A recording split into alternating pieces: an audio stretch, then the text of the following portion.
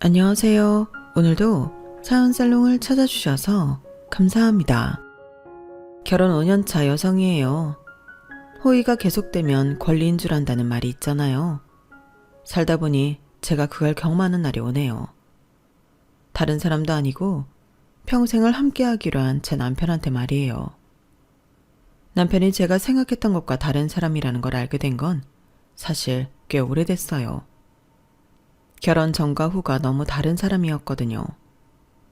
결혼 전에는 제가 뭘 해도 무던하게 잘 받아주는 사람이었어요.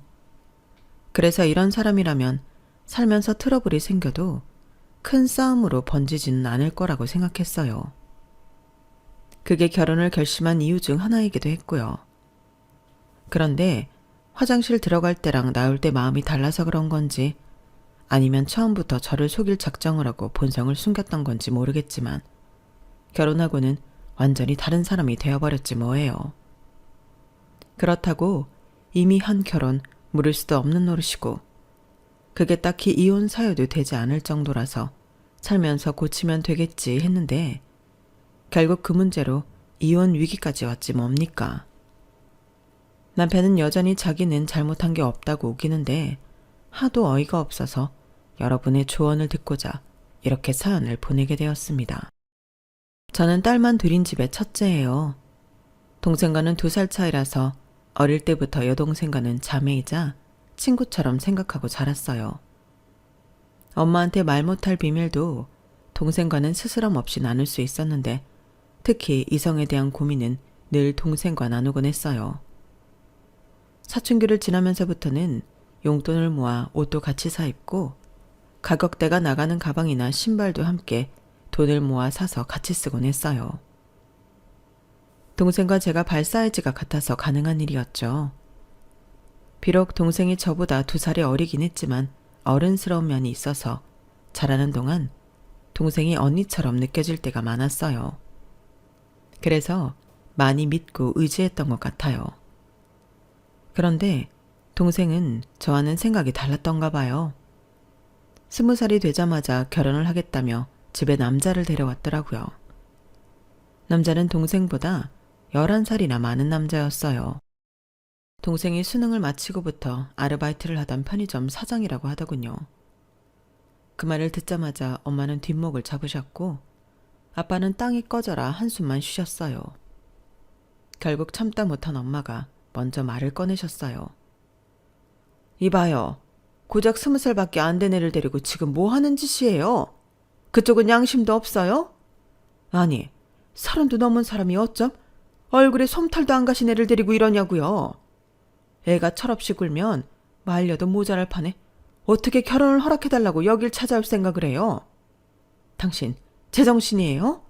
입장을 바꿔서 그쪽이라면 이런 상황에 결혼을 허락할 수 있겠어요? 세상에 어떤 부모가 이런 결혼을 허락을 합니까? 입 꾹 다물고 있지 말고 뭐라고 말이라도 해봐요. 죄송합니다. 죄송하면 죄송할 짓을 하지 말아야죠. 그러자 금방이라도 울 것 같은 얼굴을 하고 있던 여동생이 끼어들어 소리쳤어요. 엄마 왜 그래? 결혼하자고 조른 건 나야. 재훈 씨는 안 된다고 그러는 거 내가 우겨서 결혼하기로 한 거란 말이야. 나 이 사람 아니면 안 될 것 같아서 내가 우겨서 여기 온 거라고. 근데 엄마가 뭔데 재훈 씨한테 함부로 이래? 혼낼 거면 나를 혼내지 왜 우리 재훈 씨한테 이러냐고. 그리고 엄마 눈에는 내가 아직 어린 애로 보이는 모양인데 나 이제 성인이야. 내 마음대로 결혼할 수 있는 나이라고.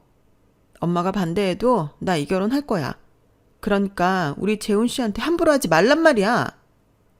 그러자 입을 꾹 다물고 계시던 아빠가 버럭 소리치셨어요. 이 녀석이 어디서 엄마한테 큰 소리야. 뭐? 네 마음대로 결혼할 수 있어? 그게 지금 부모 앞에서 할 소리냐? 그리고 그쪽도 이러는 거 아닙니다. 내 딸이 철이 없어서 결혼 들먹이며 바람을 넣었는지는 모르겠지만 그래도 30 넘은 어른이 이러면 안 되는 거 아닙니까? 어떻게 애가 하는 짓에 장단을 맞춰주고 있습니까? 안 사람이 말이 서운하게 들렸을지 모르지만 온전한 정신이 박힌 부모라면 다들 이런 반응일 겁니다. 자식 키우는 부모 마음이야 같으니까요. 그러니 애들 장난은 이쯤에서 그만두고 각자 제 갈 길 가세요. 그쪽도 그쪽 부모님한테는 귀한 자식일 텐데 이런 대접 받아가며 결혼을 구걸할 필요 없지 않습니까? 오늘 일은 없었던 걸로 할 테니 그만 돌아가세요. 아버님, 걱정하시는 이유는 잘 알고 있습니다만 저희 쉽게 결정한 일 아닙니다. 지영이 나이를 생각해서 이러면 안 된다고 생각도 했습니다. 하지만 지영이도 저도 서로 많이 좋아하고 있습니다. 오늘의 결정이 잘못된 게 아니라는 거 보여드리며 살겠습니다. 그러니 안 된다고만 하지 마시고 조금만 마음을 열어주세요. 제가 많이 노력하겠습니다. 제부는 무릎을 꿇은 채로 저희 부모님께 고개를 숙였어요. 하지만 그렇다고 마음이 바뀔 부모님이 아니었어요. 엄마는 급기야 주방에 들어가 물을 한 바가지 퍼다가 제부한테 뿌렸어요. 그리고는 욕설을 퍼부어가며 집에서 내쫓았고 아빠는 제부를 따라 나가겠다고 몸부림치는 여동생을 잡아 방에 밀어 넣었어요. 결국 동생과 제부는 로미오와 줄리엣을 방불케 하는 집안의 반대와 싸워야만 했어요. 강제로 집안에 갇힌 여동생은 밥도 먹지 않고 울기만 했어요. 엄마는 동생을 감시하느라 하루 종일 집 밖으로 나가지도 않으셨어요. 그렇게 일주일 가까이 시간이 흘렀고 그동안 곡기를 끊고 있던 여동생은 결국 응급실에 실려가고 말았어요. 자식 이기는 부모 없다고 결국 부모님은 동생과 제부의 교제를 허락해 주셨어요. 하지만 당장 결혼은 안 된다고 못 박으셨어요. 결혼은 찬성하되 동생이 대학을 졸업하면 그때 하라고 하셨어요. 이 정도면 부모님도 충분히 양보하신 거였기에 여동생과 제부도 부모님 뜻에 따르기로 했어요. 양쪽 다 반반 물러선 최선의 결과라고 볼 수 있었어요. 그런데 그 일로 엉뚱하게 동생과 제 사이가 멀어졌지 뭐예요. 옛말에 시어머니보다 말리는 시누이가 더 밉다고 동생한테 제가 시누이처럼 보였던가 봐요. 그런데 서운한 건 저도 마찬가지였어요. 부모님께서는 20살밖에 안 된 딸이 30이 넘는 남자랑 결혼을 하겠다고 해서 화가 많이 나셨지만 저는 다른 이유로 동생한테 화가 났거든요. 지금까지 저는 남자친구가 생길 때마다 동생한테 빠짐없이 얘기를 해왔어요. 심지어 썸남까지도요. 그런데 생각해보니 동생은 한 번도 제게 남자 얘기를 꺼낸 적이 없더라고요. 아직 어려서 이성에 관심이 없나 보다 했는데 세상에 얌전한 고양이가 부뚜막에 먼저 올라간다고 지금껏 남자 얘기 한 번 없던 애가 결혼하겠다고 그것도 11살이나 많은 아저씨를 사전에 어떤 힌트도 없이 집에 데려올 수가 있는 거냐고요. 적어도 저한테는 미리 말을 했어야죠. 정말 배신감이 이만저만이 아니었어요. 그래서 동생 편을 들어주고 싶지도 않더라고요. 그래서 손 놓고 있었더니 그런 제 반응에 동생은 동생대로 저한테 삐쳤었던가 봐요. 엄마 아빠가 반대하는 건 그럴 수 있다고 생각해. 하지만 언니까지 이럴 줄은 몰랐어. 난 그래도 언니를 믿었기 때문에 내 결정을 이해해 줄 줄 알았다고. 그런데 어쩜 이럴 수가 있냐? 정말 실망이야. 야 권지영, 네가 나한테 그런 말을 할 처지니? 네가 나를 언니라고 생각했다면 적어도 나한테 먼저 얘기를 해줬어야 하는 거야. 지금까지 입국 다물고 나도 속인 주제에 뭐? 나한테 실망했다고? 그래, 엄마랑 아빠한테는 비밀로 할 수 있어. 하지만 나한테까지 그러면 안 되는 거지. 어떻게 나한테도 비밀로 할 생각을 하냐? 내가 너한테 그 정도밖에 안 되는 언니였니? 나한테 실망했다고? 난 너한테 훨씬 더 많이 실망했어, 이 기집애야. 결국 그날 동생과 저는 태어나서 처음 머리 끄댕이까지 잡고 싸움을 벌였어요. 퇴근 후 거실 바닥에 듬성듬성 굴러다니는 우리 자매의 머리카락을 보신 부모님은 한숨을 푹푹 쉬셨어요. 어릴 때도 안 싸우던 애들이 왜 다 커서 이러는지 모르겠다며 우리가 자식 교육을 잘못 시켰다고 한탄을 하셨어요. 비록 부모님 마음을 상하게 해드렸지만 그날 싸움 이후로 우리 자매는 다시 예전처럼 돌아갈 수 있었어요. 그리고 정확히 4년 뒤 동생은 제부와 결혼식을 올렸어요. 제부는 제 동생에 비해 나이가 많은 거 하나 빼고는 정말 뭐 하나 빠지는 게 없는 사람이었어요. 저는 그냥 편의점 사장인 줄만 알았는데 그 건물이 제부 건물이었더라고요. 그렇다고 부모님한테 증여받거나 조부나 조모한테 유산으로 받은 게 아닌 자기 손으로 벌어서 산 건물이라는 게 더 놀라웠어요. 알고 보니 제부는 카이스트를 졸업한 수재였더라고요. 대학을 졸업하고 회사를 차려 30도 안 된 나이에 100억 가까운 돈을 벌었고 이후에는 회사를 친구한테 넘기고 건물주로 살고 있었어요. 처음부터 편의점을 하려고 했던 건 아니고 세입자가 건강 문제로 더는 편의점 운영을 할 수 없게 돼서 할 수 없이 자신이 인수한 거였더라고요. 그리고 그곳에서 제 여동생을 만나게 된 거였죠. 그저 나이 많은 아저씨인 줄로만 알았던 제부의 반전 이력에 부모님도 저도 입이 떡 벌어졌어요. 게다가 제 동생과 나이 차이가 나기는 해도 워낙 동안이라서 밖에 나가면 4~5살 차이 정도로밖에 안 보이더라고요. 제가 보기에도 그랬고요. 미운 오리 새끼인 줄 알았는데 인물, 학벌, 거기다 재력까지 뭐 하나 빠지지 않는 능력자라는 게 밝혀진 제부는 저희 집에서는 한순간 백조를 탈바꿈했고 장인 장모의 사랑을 듬뿍 받게 되었어요. 제부는 한때 자신을 맹렬히 비난하며 거부했던 장인 장모를 무척이나 잘 챙길 정도로 인품도 좋은 사람이었어요. 무엇보다 제 동생한테 얼마나 잘하는지 옆에서 보고 있으면 부럽다는 생각이 절로 들 정도랍니다. 동생의 행복한 결혼 생활을 보다 보니 내심 저도 빨리 가정을 꾸려 안정된 생활을 하고 싶어졌어요. 그래서 그 무렵 소개팅도 많이 하고 지인들을 통한 선자리에도 많이 나가게 되었지만 생각처럼 잘 되지는 않았어요. 그러다 정말 우연히 제 남편을 만나게 된 거예요. 남편은 제가 나가고 있는 영어학원 건물 1층에 있는 약국 약사였어요.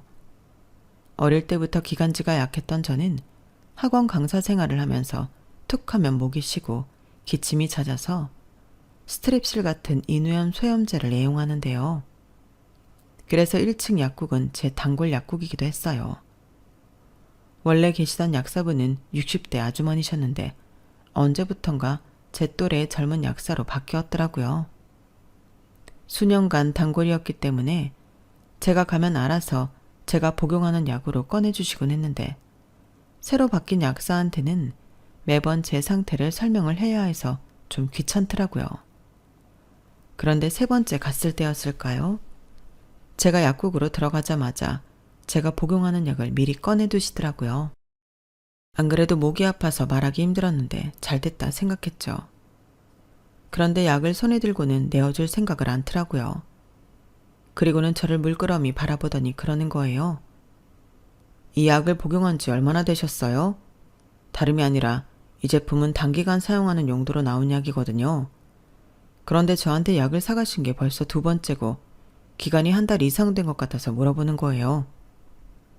정말요? 이 학원에 나오고부터 그 약을 사 먹었으니까 한 3년 정도 됐을 거예요. 그런데 전에 계시던 약사님은 그런 말씀 안 하시던데요. 아, 꽤 오래되셨구나. 그럼 이미 내성이 생겼을 텐데 몸에 해롭거나 한 건 아니고요. 다만 효과 지속 시간이 처음 복용을 시작했을 때보다 많이 짧아졌을 거예요. 네, 맞아요. 그럼 어떻게 해야 하나요? 그럼 이렇게 해보실래요? 효과는 비슷하지만 성분이 조금 다른 제품이 있어요. 목을 많이 쓰시는 강사분들은 장기 복용이 불가피하니까 제가 보기엔 이 제품이 더 맞을 것 같거든요. 심지어 가격도 이게 더 저렴하고요. 새로운 약사의 말을 들어보니 꼭 그렇다고 단정할 수는 없지만 솔직히 이전 약사님이 이윤을 위해 더 비싼 약을 제게 판 게 아닌가 하는 의심이 들었어요. 그럼 말씀하신 약으로 주세요. 일단 3일치 드릴 테니까 드셔보시고 안 맞으면 다시 오세요. 3일 뒤에 다시 와야 안 된다는 말에 귀찮으니까 그냥 열흘치 달라고 했더니 그건 안 된다고 하더라고요.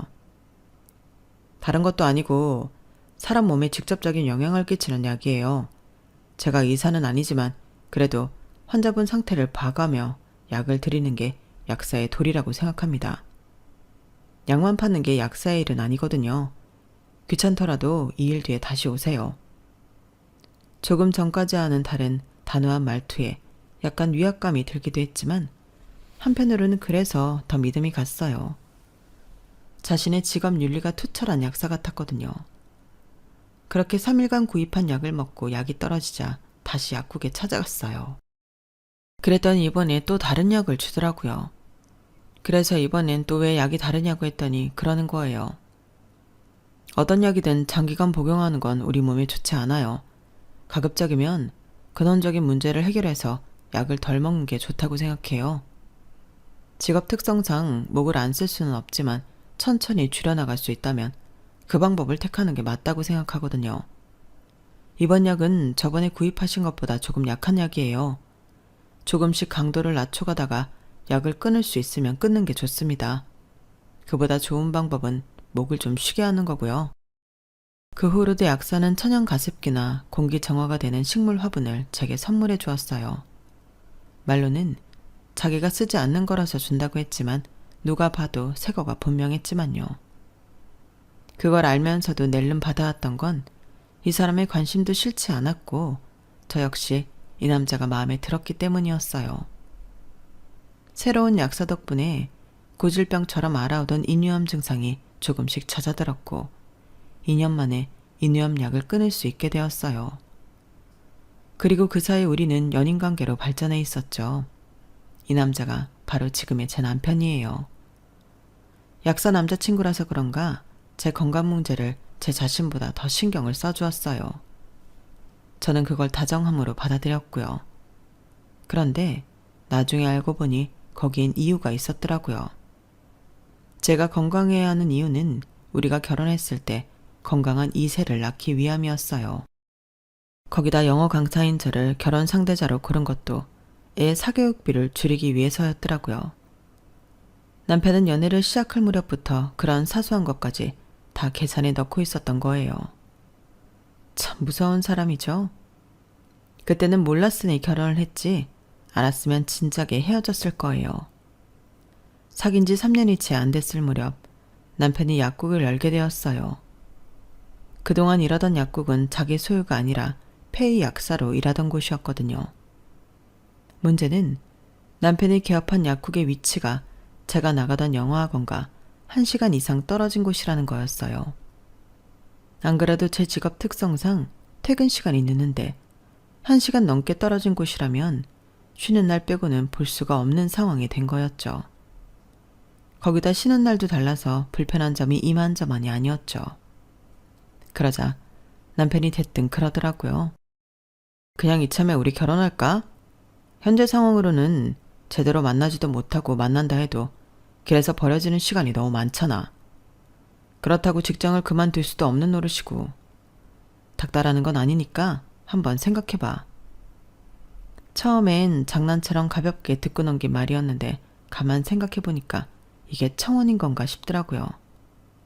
그래서 결혼한 친구한테 물었더니 얘, 내 남편은 뭐라고 하면서 청혼했는 줄 아니? 모텔비 아낄 겸 결혼하자고 그러더라. 그거에 비하면 네 남자친구는 양호한 거야. 예전엔 남들이 레스토랑을 통째로 빌렸느니 차 트렁크에 풍선을 가득 담아서 날려줬느니 청혼 이벤트 받은 얘기들 할 때마다 부럽기도 하고 내가 뭐가 부족해서 그런 대접도 못 받나 서운하기도 했었는데 지금 생각해보면 그거 다 부질없는 짓이다.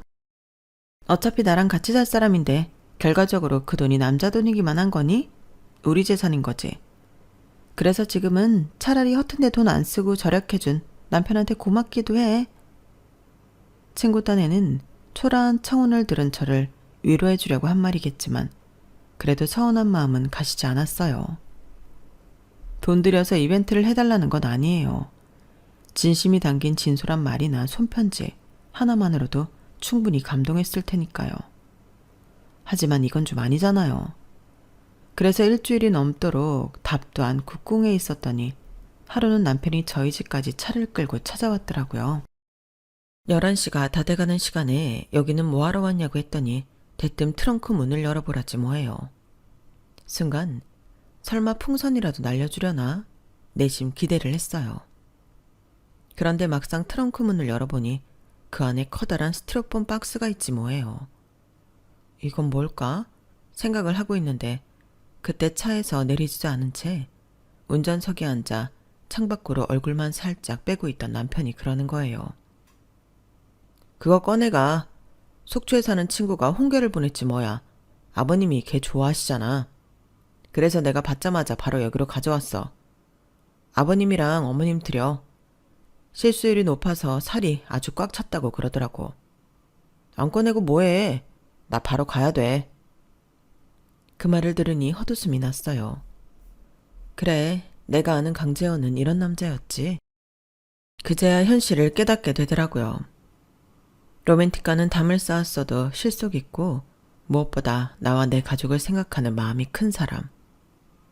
그래서 내가 이 사람한테 끌렸었다는 걸 새삼 깨닫게 되는 순간이었어요. 그래서 스티로폼 박스를 꺼내고는 운전석 창가로 가서 말했어요. 저번에 자기가 했던 결혼 얘기 말이야. 그래, 결혼하자. 정말? 역시 자기라면 현명한 판단을 내릴 줄 알았어. 오케이. 그럼 이번 주 학원 쉬는 날 약국으로 와. 같이 예식장도 알아보고 필요한 것들 좀 정리해보자. 바람이 차다. 감기 들겠어. 빨리 들어가. 그날 저는 홍게가 가득 담긴 스티로폼 박스를 들고 집에 들어가 부모님께 결혼할 사람이 있다는 말을 했어요. 그리고 그 주 주말부터 본격적으로 결혼 준비를 하게 되었죠. 동생도 그렇고 주변에 결혼한 사람들이 좀 있긴 했지만 그동안은 내 일이 아니라서 강 건너 불보듯 해왔는데 막상 결혼을 앞두고 나니 준비할 게 뭐가 그리 많은지 정신을 못 차리겠더라고요. 그래도 남편이 틈틈이 정보를 많이 모아놔서 그나마 다행이었지. 저 혼자 다 해야 했다면 모르긴 해도 중간에 결혼을 포기했을지도 몰라요. 쉬는 날이나 또는 반차를 내고 예식장을 둘러보고 웨딩 촬영 준비에 드레스를 고르는 것까지 정말 눈 튀어나오게 바쁜 일정을 보내고 나서야 어느 정도 준비를 끝낼 수 있었어요. 남은 건 신혼집 하나였는데 다행히 남편이 하는 약국 근처에 저희 예산에 맞는 빌라가 나와서 바로 계약을 할 수 있었어요. 마음 같아서는 아파트에서 신혼생활을 하고 싶었지만 양가 부모님 도움 없이 진행한 결혼이라서 그럴 만한 자금이 안 됐어요. 그렇다고 아파트에서 살겠다고 경기도 갈 수도 없었죠. 남편 약국도 그렇고 제가 나가는 학원도 그렇고 다 서울 시내에 있으니까요. 신축도 아니고 지은 지 20년이 다 돼가는 낡은 빌라에서 신혼을 시작한다고 하자 주변에서 많이 말렸어요. 낡은 집은 외풍도 심하고 싱크대나 화장실도 그렇고 여러 가지 문제가 많을 거라고요. 그래도 다행인 건 집주인이 리모델링도 다 해준다고 해서 입주할 때는 깨끗한 새 집이 되어 있을 거라는 희망이었죠. 그런데 혼수를 채워 넣으려고 잡아놓은 입주 날짜가 다 되어 가는데도 공사를 반도 안 끝낸 거 있죠. 사다리 차를 불러야 해서 가구며 가전제품을 같은 날 배송받기로 했는데 말이에요. 집주인한테 따져 물었더니 당장 현금이 없어서 공사가 중단됐다는 거예요. 그러면서 잔금을 미리 땡겨주면 입주 예정 날짜보다 한 일주일 후에는 입주 가능하게 공사를 마칠 수 있다나요? 아니, 이게 무슨 말도 안 되는 소리래요? 당장 공사 완료 약속도 못 지키는 사람한테 어떻게 뭘 믿고 먼저 잔금을 내줘요? 말도 안 되죠. 그 말에 남편과 함께 계약을 담당했던 부동산 중개소를 찾아가 당장 계약금 돌려달라고 했어요. 그랬더니 팔은 안으로 굽는다고 오랜 시간 집주인과 거래를 해왔던 부동산 중개사는 어떻게든 우리를 설득하려고 혈안이 됐더라고요. 속상한 마음이야 나도 알지. 그런데 솔직히 현재로선 그 돈으로 갈 수 있는 매물 자체가 없어요. 그리고 겪어보면 알겠지만 그 집 주인이 사람이 참 좋아. 세입자들 귀찮게도 안 하고 일단 뭐니 해도 보증금이 싸잖아요. 요즘 그 돈으로 그 평수에 그런 집 못 구한다니까.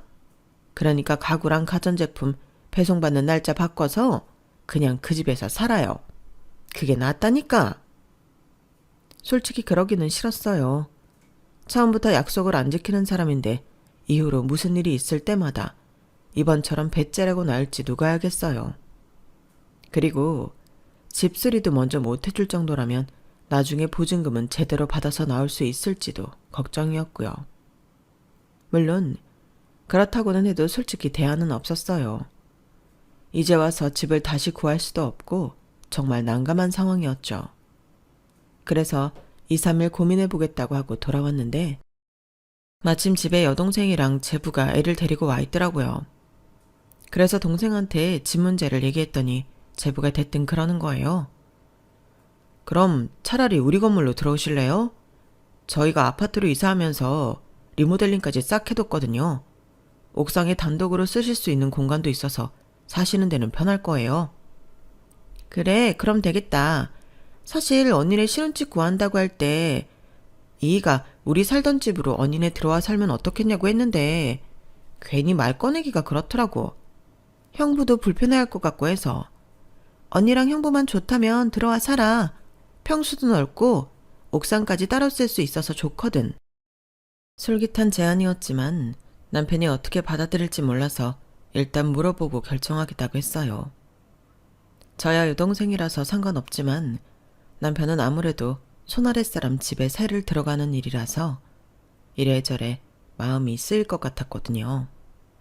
그런데 왜 진작 말 안 했어. 35평이면 우리가 구했던 집보다 10평이나 더 넓잖아. 게다가 옥상도 단독으로 쓸 수 있다니 완전 땡큐지. 근데 가격은 우리가 구했던 집이랑 똑같이 해주는 거 맞지? 그게 사실은 평수도 그렇고 위치도 전철역에서 7분 거리라 세가 좀 비싸긴 해. 원래는 1억 7천 정도 더 비싼데 우리 사장이 되는 대로 주고 살라더라고. 다만 몇 천이라도 더 주고 살면 되지 않을까 싶은데 자기는 어때? 뭐? 더 주긴 뭘 더 줘. 오히려 깎아야지. 아니, 남도 아니고 자기 친언니인데 뭘 그렇게 야박하게 구냐? 건물주식이나 되면서 형제한테 돈 벌 생각인 거래? 에이, 그건 아니지. 자기가 말해서 좀 더 싸게 해달라고 해봐. 어차피 우리 나갈 때 돌려줘야 할 돈이잖아. 덜 받고 덜 내주면 되잖아. 안 그래? 몰랐는데 남편은 참 이상한 계산법을 가지고 있더라고요. 아쉬운 건 우린데 1억 7천 깎아주는 것도 모자라서 더 깎아달라뇨. 아무리 내 남편이지만 참 염치 없는 사람이라고 생각했어요. 아니 왜 우리 신혼집 구하는데 동생네가 손해를 봐야 되는데 우리 아니면 제값 받고 세입자 드릴 수 있어. 그걸 보고 야박하다고 하면 안 되지. 그리고 1억 7천 은행에 넣어만 놔도 이자 들어와. 결국엔 우리한테 깎아주는 만큼 동생네는 돈을 날리는 셈이라고. 그런데 그게 어떻게 덜 주고 덜 받는 걸로 퉁칠 수가 있어? 자기 참 계산 이상하게 한다. 아니 남이면 그렇지만 자기 동생이잖아. 자매인데 그 정도도 못 해줘? 나라면 그냥 들어와 살라고 하겠다. 암튼 지금 상황에서는 돈을 더 올려줄 여력은 없으니까 돈 좀 모으면 그때 나머지 1억 7천 올려주는 걸로 하고 일단 지금은 있는 돈만 줘. 그게 싫으면 뭐 딴 데 알아보든가. 이 일로 남편한테 빈정이 상하긴 했지만 그래도 동생네 집에 살면 친정이랑도 가깝고 동생이 이사간 아파트랑도 가까워서 어떻게든 동생네 집에 들어가 살고 싶었어요. 그래서 동생한테 우리 처지를 설명하고 원래 가지고 있던 돈만큼만 주고 들어가 살게 해달라고 부탁했어요. 동생과 제부는 처음부터 더 받을 생각도 안 했다며 마음 쓰지 말고 들어와 살라고 하더군요. 언니로서 정말 모양 빠지는 일이었지만 그래도 일단은 그렇게 집 문제는 마무리 지었어요. 처음부터 작정하고 친정에서 가까운 곳에 신혼집을 얻었다면 남편도 그렇고 시댁에서도 반대를 했겠지만 상황이 이렇다 보니 아무도 이의를 제기하는 사람은 없었어요. 동생 부부한테 미안하기는 했지만 덕분에 제가 원하던 바를 이뤄서 저로서는 더없이 좋은 결과였죠. 남편은 성실하고 세심한 사람이긴 했지만 그 이면엔 야비한 면이 더 많았어요. 집 문제를 해결할 때 보였던 염치 없는 모습이 진짜 남편의 본 모습이었거든요. 명절에 시댁에 갈 때는 갈비 세트며 시부모님 선물 그리고 돈 봉투까지 준비해가면서 내 친정에 갈 때는 빈손으로 가곤 했어요. 빈손으로만 가면 다행이게요. 명절 당일에 차례를 다 지내고 점심까지 먹고서도 엉덩이를 뗄 생각을 않는 거예요. 그래서 시부모님 눈치 살피며 친정엔 언제 가냐고 물으면 꼭 이런다니까요. 당신 친정엔 평소에도 자주 가잖아. 엎어지면 코 닿을 텐데 굳이 명절에도 가야 돼? 당신은 양심도 없어. 남편 말대로 저희 집에서 친정까지 걸어서 7분 거리니까 엎어지면 코 닿을 거리라는 말이 틀린 건 아니에요. 하지만 그 가까운 거리에 친정이 있어도 남편은 한 번도 찾아간 적이 없었어요. 딱 한 번 간 적이 있긴 한데 그나마도 집 안까지 들어간 건 아니고 엄마가 해준 김장김치 얻으러 대문 앞까지 갔던 게 다였어요. 제부는 오며 가며 제철 과일에 수산물, 한우, 갈비 등을 사들고 처가에 들락거리는데 제 남편은 붕어빵 한 봉지 사들고 가는 적이 없었거든요. 엄마가 김장을 했다거나 갈비찜을 했다고 와서 먹으라고 하면 저더러 퇴근길에 받아오라고 하기 일쑤였어요. 그러니 가까이 사는 처가나 멀리 사는 본가나 다를 게 뭐가 있냐고요. 그런데도 명절이면 한결같은 레퍼토리를 앞세워 자기 본가에서 2박 3일을 뭉개려더니 제가 화가 안 나겠어요? 그런데 그렇게 처가에 발들이는 걸 꺼려하던 남편이 매일같이 처가에 드나들게 되는 일이 생긴 거예요. 바로 우리 아들 때문이었죠. 결혼하고 2번째 해 겨울에 제가 출산을 했는데 제 강의를 오래 비울 수가 없어서 출산하고 3개월도 안 돼서 복직을 해야 했거든요. 그래서 애를 봐줄 베이비시터를 알아봤더니 제 월급에 버금갈 정도로 급여가 비싸더라고요. 이건 돈을 벌려고 베이비시터를 쓰는 게 아니라 베이비시터 월급을 주려고 일을 하는 거나 다를 게 없었어요. 그쯤 되자 계산 빠른 남편이 자기가 먼저 제 친정에 찾아가 저희 엄마한테 애 좀 봐달라고 부탁을 하더군요. 장모님도 아시겠지만 주영이가 그 학원에서 영어 강사 자리 잡느라 얼마나 고생했습니까? 이번 출산하느라 3개월 쉰 것도 사실 타격이 꽤 큰가 봐요. 자기 딸은 어떻게든 자기 자리 지켜보려고 애를 쓰는데 그러자니 애 키워줄 베이비시터를 구해야겠더라고요. 그런데 장모님도 그거 아시죠? 요즘에 베이비시터 한 달 월급이 주영이 월급만큼 나가는 거요. 이건 뭐 벌어서 남 좋은 일 시키는 거지 다를 게 뭐가 있겠어요. 돈 생각하면 차라리 일 그만두고 집에서 애 키우는 게 낫겠지만 그래도 기껏 대학 공부하고 어학연수까지 다녀왔는데 애 때문에 자기 일 그만두는 건 너무 아깝잖아요. 그래서 경력 끊기지 않고 강사 자리 지키려면 사람을 써야 하는데 그러자니 나가는 돈이 아쉽네요. 더군다나 처제네 집에 들어가 사는 처지에 그 돈을 주고 사람 쓰기도 참 그렇고요.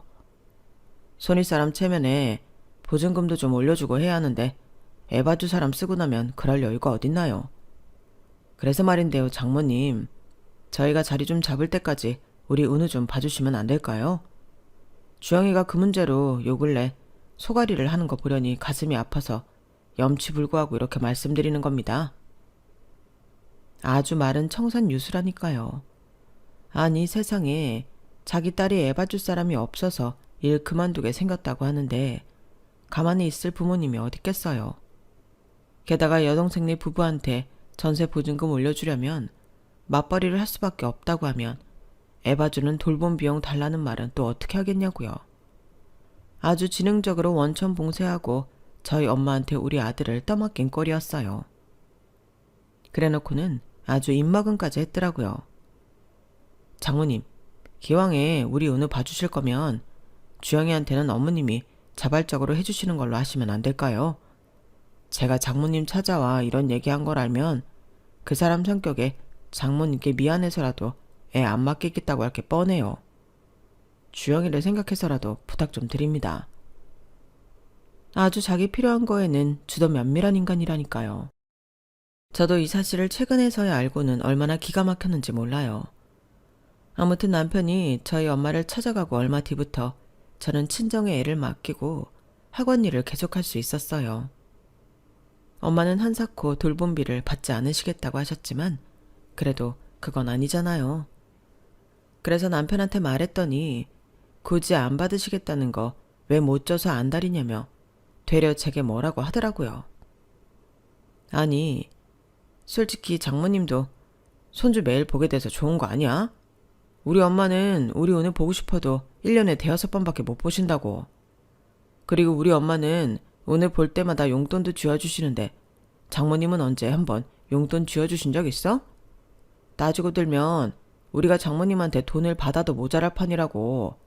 뭘 알고나 말을 해. 정말 염치라고는 엿바꿔 먹을 애도 없는 인간이었어요.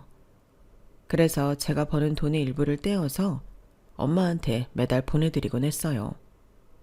그것도 남편이 알면 난리를 칠까봐 월급 외에 벌어들이는 부수입으로 충당을 했답니다. 그렇게 3년 동안 저희 아들을 봐주신 엄마는 빙판길에 넘어지시는 바람에 아킬레스건이 파열돼서 수술을 받게 되셨고, 그 바람에 더는 저희 아들을 봐주실 수가 없게 되셨어요. 그러자 남편이 갑자기 그러더라고요. 앞으로는 우리 엄마가 은우 봐주시겠대. 장모님 다치신 거 듣고는 바로 연락하셨더라고. 그래서 말인데 돌봄비는 한 달에 300만 원 정도면 될 것 같으니까 그렇게 알고. 뭐? 300만 원? 아니, 우리 엄마가 은우 봐주실 때는 손주 얼굴 매일 보게 해주는데 무슨 돈까지 주냐고 그러더니 왜 당신 엄마한테는 매달 300씩이나 드리라는 거야? 이건 형평성에 어긋나는 거 아니야? 그러자 남편이 황당하다는 듯 그러는 거예요. 야, 너는 시어머니랑 친정엄마랑 구분도 못하냐? 네가 일하느라 니네 엄마가 애 봐주는 거니까 당연히 공짜로 애 봐주는 거잖아. 우리 엄마는 니네 엄마가 아니니까 당연히 돈을 받아야 되는 거고, 내가 일하느라 은우 봐줘야 하는 상황이라면 우리 엄마도 공짜로 애 봐주실 거야. 근데 내가 아니라 네 일 때문인 거잖아. 그러니까 당연히 돈을 드려야지. 넌 그렇게 계산이 안 되니? 네가 문과 출신이라 그런가 수계산이 잘 안 되나 보구나. 모르면 그냥 내 말에 따라. 괜히 아는 척 따지지 말고. 뭐? 아니, 뭐 이런 개떡 같은 계산이 다 있어. 당신 말대로라면 은우는 내 아들이기만 한 거겠네. 왜 애초에 은우 양육이 내 몫이기만 한 거야? 은우는 나 혼자 밖에서 나와왔니? 당신은 양육의 의무가 없는 거야? 누가 계산이 엉망인 건데 여기서 문과일과 타령을 하고 있어. 야, 됐다. 너랑은 말이 안 통하니까 그냥 내가 하라는 대로 해. 아, 엄마가 매달 돈 보낼 거 없이 3년치 한꺼번에 달라고 하시더라. 공동생활비로 적금든 거 있잖아. 그거 예약해서 오늘 중에 엄마 계좌로 1억 800만 원 보내드려. 그 돈은 제부한테 보증금 올려줄 돈인데 그걸 깨면 어떡해. 아, 진짜 그 돈 없다고 당신 동생네가 죽냐? 건물까지 가지고 있는 사람이 그 돈 없다고 내일 당장 일나냐고. 같은 말 여러 번 하게 하지 말고 오늘 중에 돈 보내. 알았어? 남편은 내 가족들한테는 조금도 손해보는 일 없이 뜯어먹을 생각만 하면서 자기 부모 형제를 위한 일에는 아주 치졸할 정도로 팔이 안으로 굽었어요. 5년간 살면서 그런 모습에 매번 치를 떨던 저는 더는 안 되겠다는 생각이 들더라고요. 그래서 남편이 말한 대로 적금을 깨서 그중 1억 800만 원을 친정엄마 통장으로 보냈어요. 남편 계산법대로 돌봄비를 매달 300만 원으로 책정했으니 지난 3년간 엄마가 우리 애를 봐주신 거에 맞는 급여를 보내드린 거였죠.